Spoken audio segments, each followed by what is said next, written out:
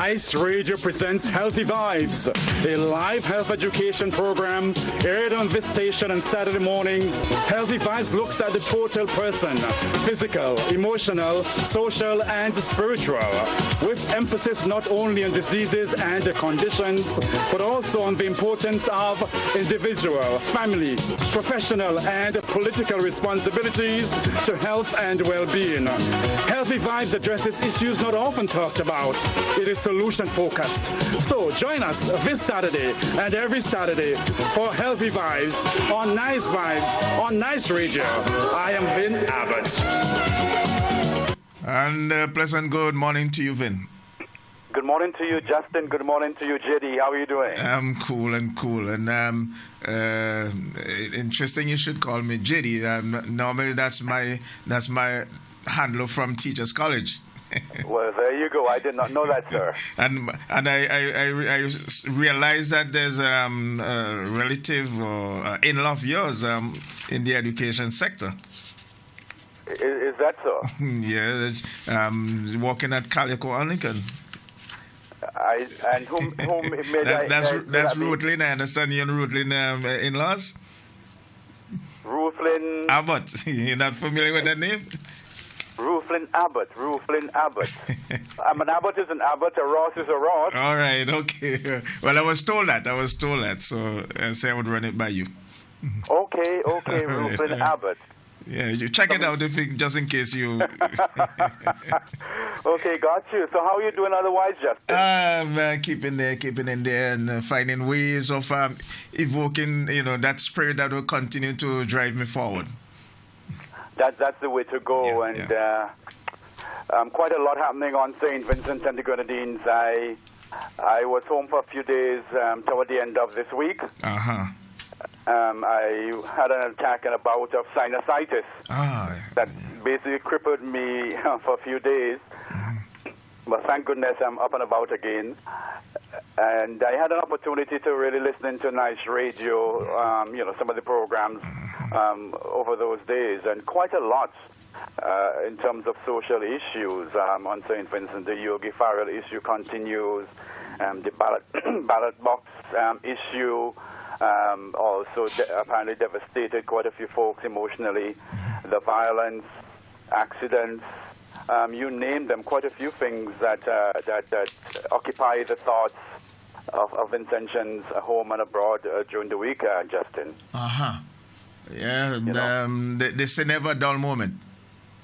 Yes, and you were playing some music a while ago, very positive lyrics, and you were speaking to some of that music, some of the issues, the issue of violence. Oh, yes. Before I came on air, I had a little chat with Monty. And I said to him, one of the things that got me during the week was that story I read with something happened.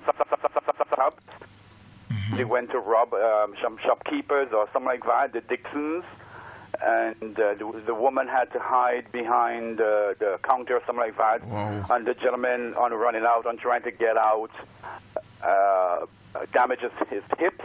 And that sent me into a dark place, a deep, deep dark place. To think of people trying to eke out a living, and there comes someone, or there come a couple of guys to rob them, resulting in such serious injury. Hip injury is serious. It's very painful. It can be life-threatening, and that sent me into a tailspin, and I began wondering where we are, on St. Vincent and the Grenadines at this time. I mean, it's heartbreaking, Justin. Yes. Well, as I said, we had to find ways of getting out of that dark place. Yes, and I was preparing my program last night into this morning to continue looking at health reform. But again, based on where I was in the week, where I am even now, I began to think, when can we get back into the driver's seat as a people, as a nation, taking charge of our own health, especially our mental health? And I thought probably I'd just share some ideas with our folks this morning. That's my thinking. Okay. I'm prepared to go with healthcare reform. This is a special series I think, for us on St. Vincent and the Grenadines. But again, I want to be relevant in terms of, I get a sense, I think I have my finger on the pulse of the nation, and I'm sensing that people are down for a host of reasons, and I'm concerned that people's emotional well-being is taking a beating, and we need to take a look at that in terms of suggestions, Justin. I'm not an expert. Maybe you might have a label for that, but it worries me. I'm getting the impression that a good sector of the Vincentian Society here locally seem to have some sort of mental paralysis. In other words, apparently do not recognize that they have that problem. Like persons who are addicted. Like people who are alcoholic, you tell them that they're an alcoholic, and they tell you no, they don't have a problem. That seems to be a sort of problem we have here. People not recognizing that they have the problem, and you try to identify it, give them, and they don't know what you're talking about.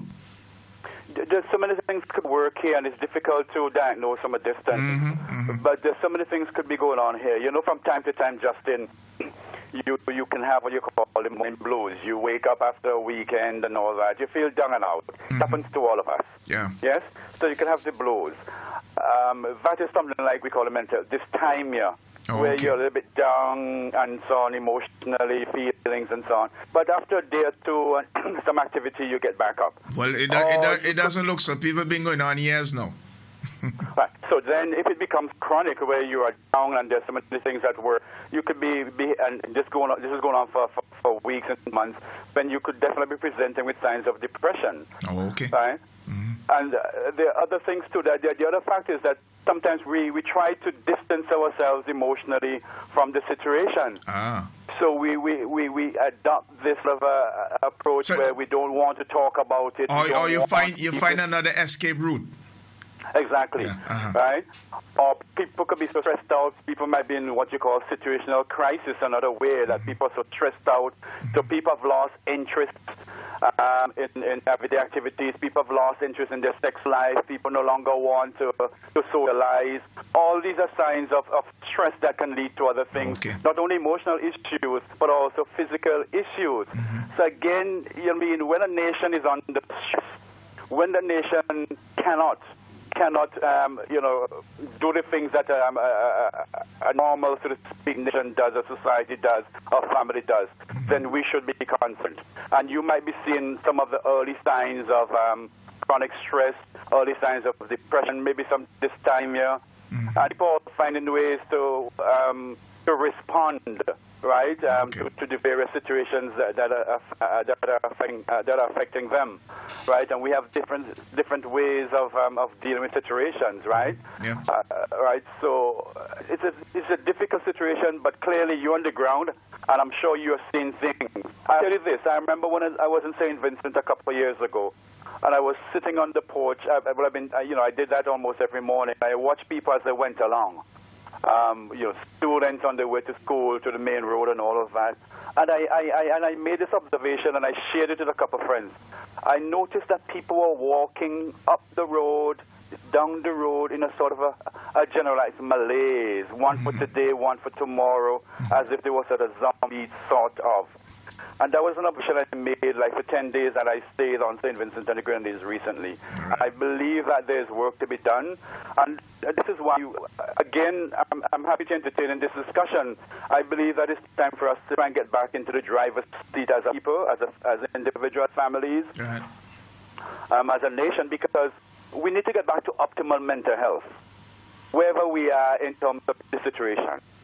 Right. I guess we may be, opening up a whole lot of stuff that would take us for the rest of the year. Well, you know what I'm saying? But let me just share some of these. And before I go any further, let me say a special good morning to all of St. Vincent and the Grenadines. You're listening to Healthy Vibes with a Difference. for March 3rd, 2018. I must say good morning to folks in Boston, in the Massachusetts area. They're taking a beating in terms of the weather right now. And I just spoke with one of my friends, my best friend in Boston, there, Verdon Mathias, out of Newgrounds, based in Boston. And they're under pressure right now. Where he is, he's fine. His friends are fine. Vincentians seem to be fine. But there's some part of Boston in the south and the place, Cape Cod, where the winds are strong at 83 miles per hour, a lot of rain, a lot of wind. And so we're hoping for the very best. I just saw on the news that 5 persons have died as a result of this cyclone that has hit Boston. We're still feeling effects of that. So our thoughts and prayers are with the folks in Massachusetts at this time. All right, so you do your thing, man. Yeah, so when we talk of mental health, optimal mental health, we must state of well-being. You have a zest for life, feeling good about yourself. You're aware of your thoughts, feelings, and behavior. You're able to implement healthy coping strategies. So when you're down, you can rest, or you can go for a walk, or you can talk to somebody. And you have, close relationships. You have friends. You're not isolating. You're not avoiding people. You know how to interact. You're interacting well. And you still have the ability to care for yourself and others. And there's work-life balance, right? And you are able to contribute as a member of society. That's when you have optimum mental health. So we are questioning that this morning. We're asking people to check in with themselves, have a check-in, and try and get back into the driver's seat. Now, the point is that even though you have good mental health, you can still be living with mental illness and everyday problems. That is life. And some of the factors that might be contributing to work-life imbalance might be, these days, people taking on multiple roles, mother, father, caregiver, might be the only person, might be the one young person in the home working. So the dependency ratio, you find one person working, a youth working, and he or she has to provide for so many persons in the family, mom, dad, siblings, and other things like that. So multiple roles are placed on many people at the time, the economic situation as is, with the unemployment situation as is. Like I said, also, increased work demands are there on many of us. As a result, we suffer in terms of our mental health. Lifestyle changes. Again, there's so much pressure placed upon us because of social conditions, the impact of social media, things like that. Some people have to shift work, and they've been doing this for years, but people probably have to do 2-3 jobs to make ends meet. And some of the indications, Justin, that might tell us that there's work-life imbalance would be physical health problems, mental health issues, relationship breakdowns, family conflict, poor work performance. And so we need to pay attention to that. And the impact of imbalance in work or life could be changes in sleep patterns, digestive problems, heart problems. Some people turn to substance abuse, so there's a high incidence of substance abuse amongst persons who have imbalance in their lives. Fatigue, always complaining you're tired, burnout, and disruptive family and social life. We always must remember, my friends, that our bodies respond to the ways we think, feel, and act. Both positive and negative life events affect our body's functions. And again, mind-body connection is always important. It's always important to be in sync with your body. Know what your body, listen to what your body is saying to you. Right? Some of the signs, the physical signs that mental health is, your mental health might be affected. Some of the signs are like aches and pains, appetite changes, digest problems, dry mouth, insomnia, inability to sleep, exhaustion. You might find your blood pressure going up, palpitations, the shaking sort of your heart, dizziness, lightheadedness, shortness of breath, sexual problems, more frequent colds and infections. Now, there's so many things that you can pick up on if you're in tune with your body to tell you that something is not right with your mental health. And again, you don't have to have a mental illness to be experiencing mental health or unwellness when it comes to your mental health. Remember, the body is body, mind, spirit, soul, everything. We are holistic human beings, right?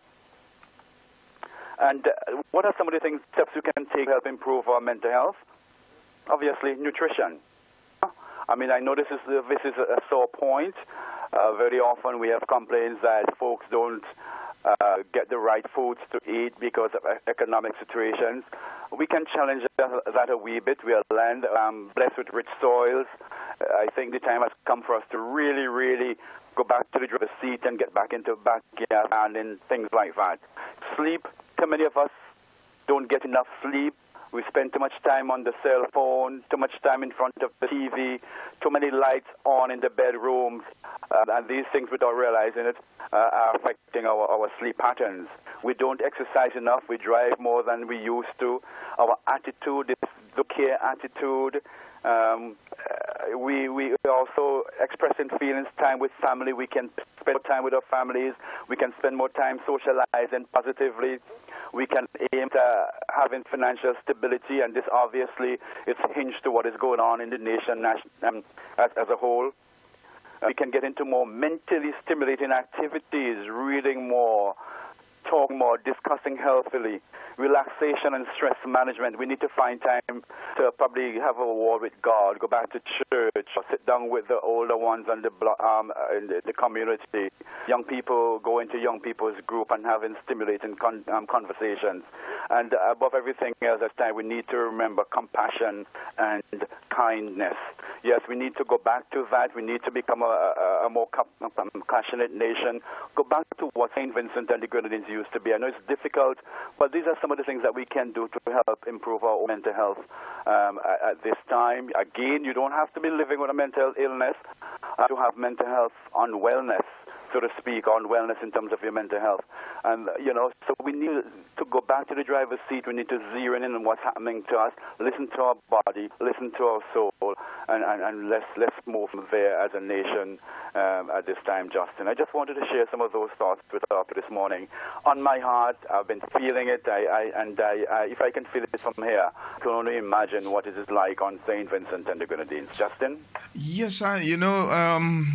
It's often said that one of the problems we have, our population do not read enough. Mm-hmm. So maybe if this is a way of getting the message across by putting it on radio so that they can hear about it and then stimulate them to go and read, so be it. Yes, yes. So the information, I'm sure, will be well received. Thank you, Justin. Thank you, St. Vincent and the Grenadines. Thank you. And remember, Heroes, they come up, Friends, Night Riders. Let us support the 14th of March, our less fortunate on St. Vincent and the Grenadines. Have a great one. All right.